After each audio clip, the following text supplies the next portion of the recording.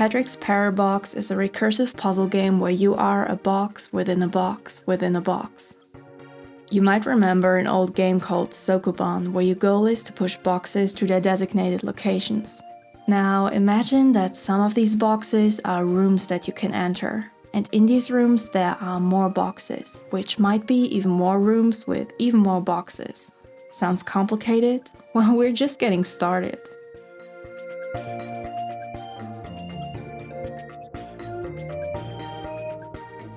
Before telling you more about this mind-bending system, I feel like it's important to mention that figuring out these mechanics is extremely satisfying. So obviously, I'm going to try my best not to ruin this experience for you, and stick to some of the early mechanics. But if you're already hooked and prefer to discover everything by yourself, I highly recommend checking out the demo. With that out of the way, let's delve a bit deeper into the system. In Patrick's Parabox, you can push squares into and out of each other, as long as they are backed up against a wall. Sometimes this is just used to avoid obstacles, but most often these boxes contain mini-puzzles. So in order to proceed, you have to solve puzzles on multiple layers. And now this is where it gets really interesting. It's also possible for a box to contain itself. Just looking at this probably makes your head spin, but it might give you an idea of how much is possible in this system. To me, this game felt a lot like Baba Is You.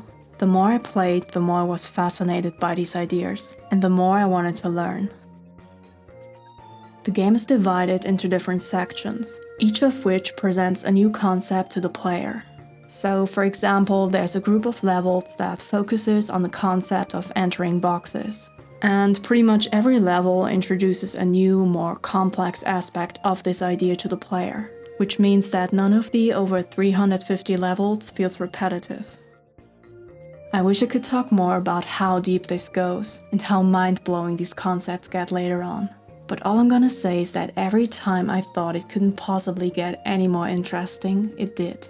And I love that developer Patrick Traynor managed to present all this in a way that even people who are less experienced with puzzle games can enjoy it. The puzzles are challenging, but never to a point where they become frustrating. And ultimately, there's only so much you can do in a level. So even if you don't immediately understand what's going on, you might still be able to solve it and figure out how everything works afterwards. In order to proceed, you only need to solve a certain number of levels. The more challenging ones are optional, and if you ever get stuck, there's a setting to unlock all levels.